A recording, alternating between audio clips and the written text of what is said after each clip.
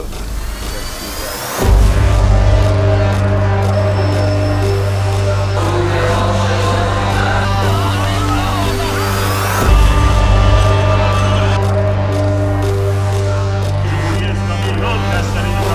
Tehran में तालिकानी street और यहाँ पहुंचे हैं हजारों लोग। तालिकानी स्ट्रीट पर 1979 से पहले अमेरिका का दूतावास हुआ करता था, आज भी है, लेकिन बस इमारत बाकी है, क्योंकि 46 साल पहले ईरान का जो गुस्सा अमेरिकी दूतावास पर फूटा था, आज उसी का एक और ट्रेलर तेहरान में दिखाया जा रहा है।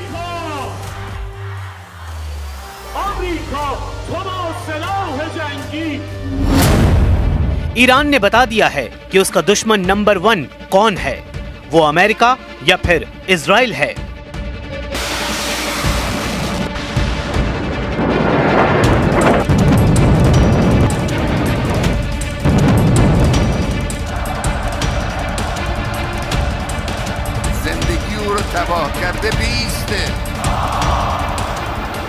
ईरान के नए तेवर को समझने के लिए वहां की राजधानी तेहरान चलिए। तेहरान के तालिकानी स्ट्रीट पर जमा हुए लोग देखिए और समझिए कि आखिर ईरान के लोग क्यों अपने दुश्मन नंबर 1 और दुश्मन नंबर 2 के खिलाफ इकट्ठा हुए हैं। इसकी पूरी डिटेल समझने के लिए देखिए कि 46 साल पहले 4 नवंबर 1979 को क्या हुआ था। सब कुछ फ्लैशबैक में है।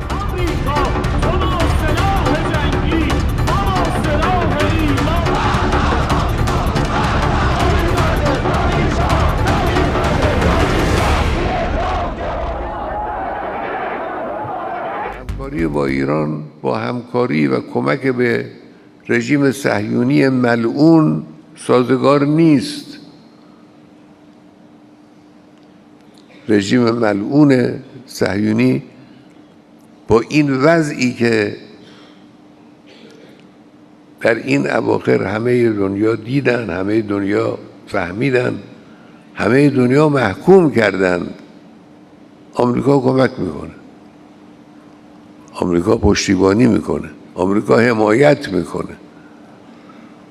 با این وضع همراهی با ایران معنی نداره، قابل قبول نیست. بله खामेनेई ईरान की पब्लिक का मूड भी देख रहे हैं। ईरान की विदेश नीति में अमेरिका और इजराइल एक ऐसा पहलू है जिन्हें लेकर वहां की लीडरशिप और आम लोगों के बीच पिछले 5 दशकों से बड़ा गुस्सा देखा गया है। 2025 में जून के दौरान 12 दिन का युद्ध इस गुस्से को उस बुलंदी पर ले गया है जहां से ईरान और अमेरिका के रिश्तों में 0% गर्माहट की उम्मीद भी नहीं की जा सकती। چنانچه به کلی پشتیبانی از رژیم صهیونیستی رو کنار بگذاره، پایگاه نظامیشو از اینجا جمع کنه، دخالت در این منطقه نداشته باشه، اون وقت میشه بررسی کرد مسائل رو. مال حالا نیست، مال آینده نزدیک هم نیست. ईरान में 4 नवंबर का दिन हमेशा से अमेरिका के सबसे बड़े विरोध के तौर पर मनाया जाता रहा है। अब अमेरिका और इजराइल के खिलाफ ईरान की जीरो टॉलरेंस की नीति के पीछे उसकी सेना है, उसकी मिसाइल पावर है और इसी की बुनियाद पर ईरान पश्चिम एशिया में इन दोनों बड़ी ताकतों को चैलेंज करता रहा है। ईरान ने साफ कर दिया है कि परमाणु मुद्दे पर वो अमेरिका से बातचीत में किसी जल्दी में नहीं है और जो भी बातचीत होगी वो उसकी शर्तों को पूरा करने के बाद बराबरी पर होगी और ईरान देश हित में फैसले लेगा।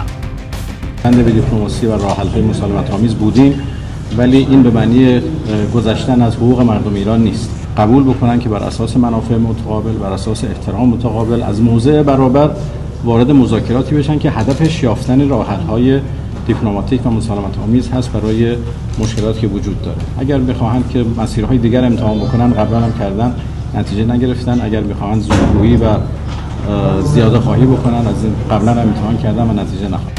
अमेरिका ने जून 2025 में ईरान की मिसाइल लॉन्च होते देखी है। इजराइल ने ईरान की मिसाइलों से अपने शहरों को उजड़ते हुए देखा है। ईरान की इस ताकत में 8 गुना इजाफा करने की तैयारी अब पुतिन ने कर ली है, क्योंकि पुतिन और खामेनेई के बीच एक डील ने रूस और ईरान के हर दुश्मन को चारों खाने चित्त कर दिया है। इसलिए कहा जा रहा है कि ईरान को पुतिन वाली बड़ी ताकत मिलने जा रही है।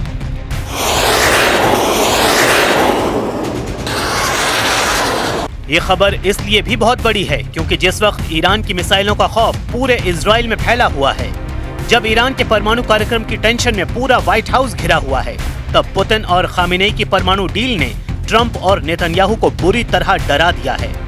इस सबसे बड़ी डील के 3 मायने निकाले जा रहे हैं, यानी डील एक है लेकिन खबर 3 निकल रही हैं।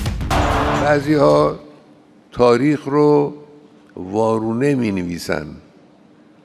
اختلاف بین جمهوری اسلامی و بین آمریکا رو از ناحیه همین مرگ بر آمریکای شما میدونن. این ساده لوحیه. کسی خیال کنه که چون یه ملتی شعار میده مرگ بر آمریکا بنابراین اون دشمن هم مثلا اینجور دشمنی میکنه. نه، شعار مرگ بر آمریکا اونچنان مسئله مهمی نیستش که آمریکایی ها به خاطر او با ایران مخالفت کنن، مقابله کنن، معارضه کنن. खामेनेई और उनके कमांडरों का रुख देखकर साफ लग रहा है कि ना अमेरिका ना ही इजराइल के लिए ईरान से निपटना आसान होने वाला है, क्योंकि एक तरफ रूस से भारी समर्थन मिलने के बाद ईरान लगातार अमेरिका को आंख दिखा रहा है, तो दूसरी तरफ इजराइल के लिए उसने अपनी नई मिसाइल तैयार करके रखी हुई है।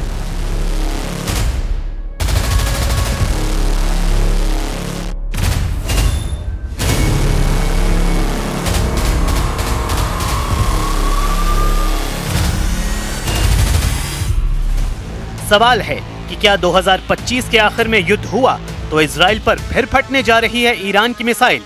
क्या ईरान इजराइल के बीच हालात बिगड़े तो तेल अवीव और हाइफा में फिर इसी तरह होगा हमला? क्या ईरान की मिसाइलों के आगे फिर ढह जाएगा इजराइल का डिफेंस सिस्टम? इजराइल पर ईरान के हमले को लेकर लगातार ईरान के कमांडर चेतावनी दे रहे हैं। मेजर जनरल मोहम्मद पाकपूर को मेजर जनरल हुसैन सलामी की मौत के बाद IRGC का कमांडर बनाया गया है। मेजर जनरल हुसैन सलामी की मौत 13 जून को इजराइल के हमले में हुई थी और उसके बाद से पाकपूर IRGC की कमान संभाल रहे हैं। इजराइल के खिलाफ 12 दिन तक मिसाइल अटैक करने के बाद जब युद्ध विराम हुआ तो मेजर जनरल पाकपूर ने क्या कहा था, बहुत गौर से देखिए। ईरान की मिसाइल लगातार लॉन्च पैड पर तैयार है। कमांडर पाकपूर ने बहुत साफ साफ कहा कि हमारी उंगली मिसाइलों के ट्रिगर पर है और खामेनेई से भी उन्हें सिग्नल मिल चुका है कि इस बार इजराइल ने हमला किया तो कोई रहम ना दिखाया जाए। इजराइल की नई टेंशन ये है कि ईरान का दावा है कि उसने अभी तक अपनी सबसे खतरनाक मिसाइलों को इस्तेमाल नहीं किया है, लेकिन ईरान से युद्ध को लेकर अमेरिका और इजराइल से लगातार नए नए सिग्नल मिलने लगे हैं। इजराइल पर हुए हमलों में जिन मिसाइलों ने तबाही मचाई है उनकी लिस्ट देख लीजिए, क्योंकि यही अब तक नेतन्याहू के लिए मिसाइलों को लेकर ईरान की तरफ से ऐसी वार्निंग इसलिए दी जा रही है क्योंकि नेतन्याहू और ट्रंप का रुख ईरान को लेकर काफी सख्त देखा जा रहा है। If you look at the Middle East, I would say prior to us hitting Iran so hard, we could have never made that deal because you would have had a dark cloud over the Middle East when we took out their nuclear capability, which was one of the great military maneuvers of all time. It was flawless. You saw that. Trump और Netanyahu दोनों जानते हैं कि Israel पर Iran की जितनी missile गिरी, ऐसे हर धमाके ने इजराइल के मिसाइल डिफेंस सिस्टम का पुर्जा ढीला कर दिया। तेल अवीव से लेकर हाइफा और अशदोद से लेकर बेन गुरियन हवाई अड्डे तक हर मिसाइल हमले ने नेतन्याहू को ईरान पर नया प्लान बनाने पर मजबूर कर दिया है। यही वजह है कि नेतन्याहू ने ईरान को घेरने के लिए अब नई तिकड़म लगाई है। नेतन्याहू कह चुके हैं कि ईरान के मिसाइल कार्यक्रम पर रोक लगनी चाहिए और उसे 480 किलोमीटर से ज्यादा रेंज की मिसाइल नहीं बनाने दिया जाए। मतलब साफ है कि नेतन्याहू ईरान की उन मिसाइलों से घबरा गए हैं जो 1500 किलोमीटर या उससे ज्यादा रेंज रखती हैं, क्योंकि ईरान और इजराइल की दूरी भी 1500 से 1800 किलोमीटर की रेंज में है। यही वजह है कि नेतन्याहू चाहते हैं कि ईरान के पास 480 किलोमीटर की रेंज वाली मिसाइल हो ताकि वो इजराइल तक ना पहुंच पाएं। 13 जून को ईरान पर हमला हुआ था और उसके बाद 12 दिन तक दोनों तरफ से एक दूसरे पर हमले हुए थे। हमले दिन रात हो रहे थे। एक तरफ से फाइटर जेट तो दूसरी तरफ से बैलिस्टिक मिसाइल दागी गईं। एक तरफ नेतन्याहू ने कमान संभाली जिसमें अमेरिका से भी पूरी मदद थी, तो दूसरी तरफ ईरान के सर्वोच्च नेता अली खामेनेई ने मोर्चा संभाला और तमाम मिलिट्री लीडरशिप खत्म होने के बाद फौरन सेना की कमान नए कमांडरों के हाथों में दी और फिर 12 दिनों तक ईरान ने बता दिया कि इजराइल की शुरुआती स्ट्राइक के बाद उसकी मिसाइल पावर बरकरार है।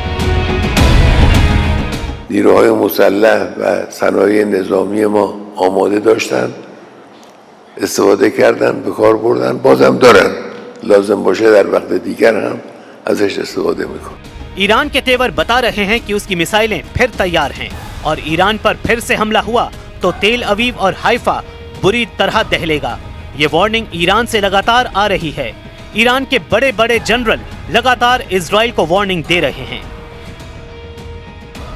ईरान बार बार ये दावा कर रहा है कि उसने 12 दिन के युद्ध में अब तक अपनी पूरी ताकत का इस्तेमाल नहीं किया है और न ही अपनी नौसेना और IRGC की कुद्स फोर्स को तैनात किया है।